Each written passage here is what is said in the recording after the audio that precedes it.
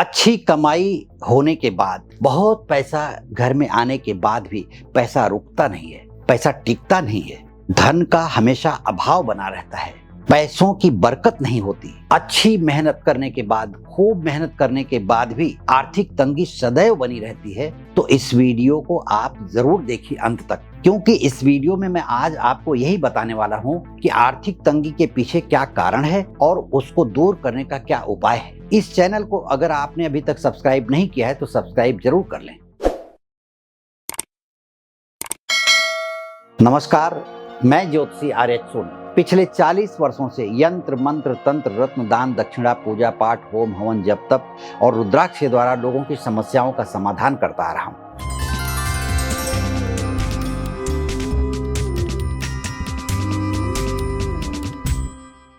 अगर आप बहुत अच्छा पैसा कमा रहे हैं लेकिन उसके बावजूद भी आप पैसा बचा नहीं पा रहे हैं, आपको हमेशा घर में आर्थिक तंगी बनी हुई है, जीवन में हमेशा पैसों को लेकर के परेशानियां सामने खड़ी रहती हैं।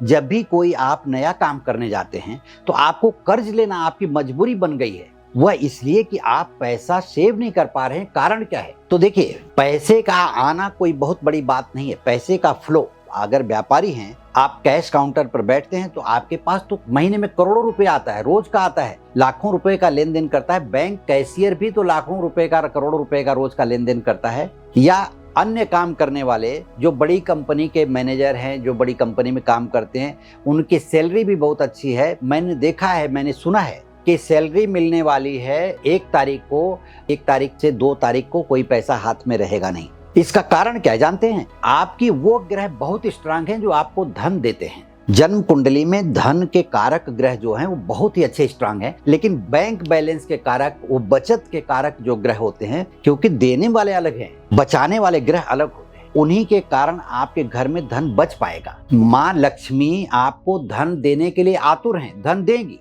लेकिन आप उस पैसे को बचा पाएंगे क्या? बचा रहे हैं क्या? आप सोचिए एक बार। अगर नहीं बचा पा रहे हैं तो इस वीडियो को आप देखिए। मैं आपको समझाने वाला हूं इस वीडियो में कि कौन से ग्रह वो कारक होते हैं जो पैसे को बचने नहीं देते। आप उन ग्रहों के उपाय को करके आप पैसों को बचाने का काम कर सकते हैं, ताकि वह बचा हुआ पैसा आपको जीवन में हमेशा जब भी जरूरत हो, आपके चाहे मकान बनाने हो, गाड़ियां खरीदनी हो, बच्चों को पढ़ाना हो, शादी है, विवाह या किसी भी प्रकार का जो महत्वपूर्ण कार्य है, उस कार्य को करने के लिए आपके पास पैसा होना चाहिए। और यह तब हो सकता है संभव जब आप उस ग्रह को स्ट्रांग करेंगे जो आपका साथ दे सके पैसों को बचत के लिए। अब मैं आपको बताऊंगा कि किन ग्रहों के कारण आपके खर्चे ज्यादा होते हैं। तो देखिए, धन भाव का स्वामी अगर 6वें भाव में बैठ गया है, 8वें भाव में बैठ गया है, 12वें भाव में बैठ गया है, तो 6वें भाव में बैठ गया तो आप किसी को कर्ज दे देंगे अपना ही पैसा, और वो पैसा आपको नहीं मिलेगा और आपकी जरूरत पर आपको दूसरे से कर्ज लेना पड़ेगा।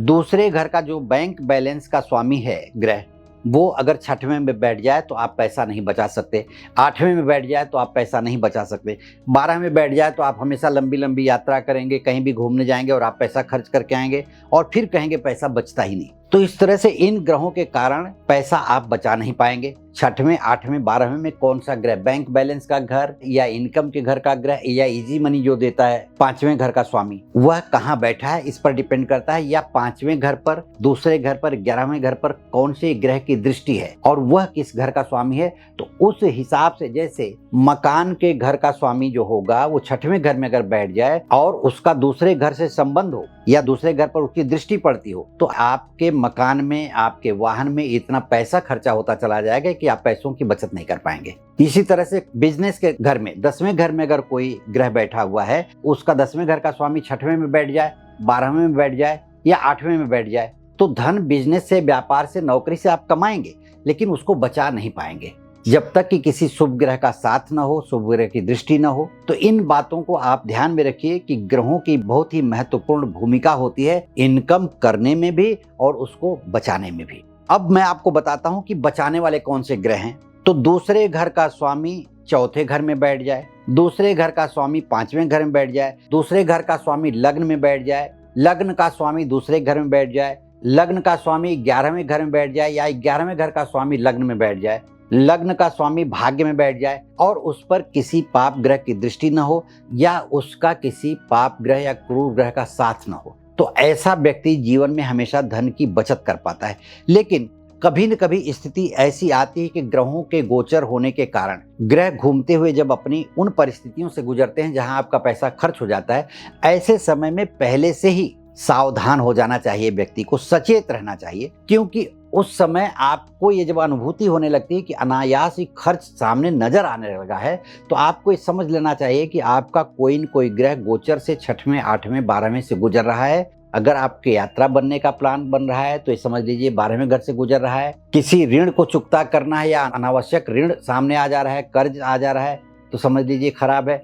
8वें घर में चला गया तो आपके दवाई में, दर्पण में, मतलब इस तरह से दवाओं में पैसा ज्यादा खर्च होगा। कष्ट के कारण आपको पैसा दे करके उसको झेलना पड़ेगा। किसी प्रकार की नई मुसीबत आपके सामने आ जाएगी। इसी प्रकार से राहु अगर 8वें में आ जाए, चंद्रमा से 8वें आ जाए, चंद्रमा से 12वें आ जाए, तो भी अनावश्यक खर्च आपके सामने ऐसा आ जाएगा। किसी को चोट लग जाएगी, गाड़ी दुर्घटनाग्रस्त हो जाएगी, या मकान में कोई काम निकल जाएगा, या किसी भी प्रकार का कोई भी ऐसा काम निकलेगा जिसके बारे में आप सोच भी नहीं रहे हैं। इसलिए बचत करने के लिए इन ग्रहों की स्थिति को देखना बहुत जरूरी है और उन ग्रहों को स्ट्रांग करना है।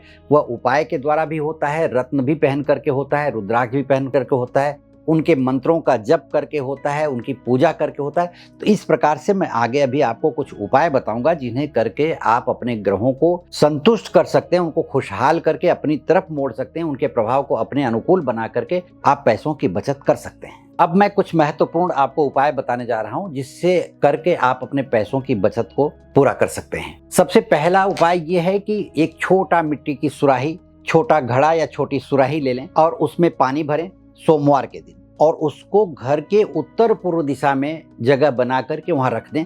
नित्य उसका पानी बदल दिया करें और वह पानी किसी भी वृक्ष में जाकर के गिरा दिया करें। अगर पवित्रता से आपने उसको रखा है तो तुलसी के वृक्ष में, अन्यथा गमले के फूलों में कहीं भी आप डाल सकते हैं। दूसरा उपाय है कि शुक्रवार से नित्य शुरू करें। रात्र को 11:30 से 12:30 बजे के बीच नित्य प्रति अगर आप श्री सूक्त का पाठ करते हैं तो आपके घर में धन की बचत होने लगेगी और आपको दिखाई देने लगेगा कि हमारा पैसा अब बच रहा है। तीसरा उपाय है पूर्णिमा के दिन पीपल के पेड़ को आप जल दिया करें। पीपल के पेड़ में जल देने से उसके देवता प्रसन्न होकर के आपके ऊपर कृपा बरसाते हैं और आप अपनी मनोकामना कहें कि आप किस लिए ये उपाय कर रहे हैं। हे प्रभु, मैं इसलिए ये उपाय कर रहा हूँ, इस उपाय से हमारे घर में धन की बचत हो, मैं यह आशीर्वाद, यह कृपा आपसे चाहता हूँ। ये उपाय करें। और धन की बचत अगर आप करना ही चाहते हैं तो पुखराज और माणिक दोनों रत्न का पेंडेंट बना करके गले में धारण करें। रत्न कम से कम 5 कैरेट का होना चाहिए। इसे सोने में बनाएं या पंच धातु में बनाएं, बना करके पीले धागे में या सोने की चैन में, जैसी भी स्थिति हो, पहन करके धारण करें। और 13 मुखी रुद्राक्ष धारण किया जा सकता है। पैसों की बचत के लिए आप गले में हमेशा 13 मुखी रुद्राक्ष धारण कर सकते हैं, जिससे पैसों की बचत हमेशा नित्य प्रति होती रहेगी। इन सभी बातों के अलावा भी अगर आप मुझसे व्यक्तिगत रूप से संपर्क करना चाहते हैं या अपनी जन्म कुंडली का विश्लेषण करवाना चाहते हैं तो इस वीडियो के नीचे दिए गए लिंक पर आप क्लिक करें। इस वीडियो को लाइक करें, शेयर करें, सब्सक्राइब करें तथा आपके मन में किसी भी प्रकार की बात हो तो आप हमें कमेंट बॉक्स में लिख करके भेजें ताकि मैं उस पर वीडियो बना करके आपको समाधान दे सकूं। नमस्कार, धन्यवाद।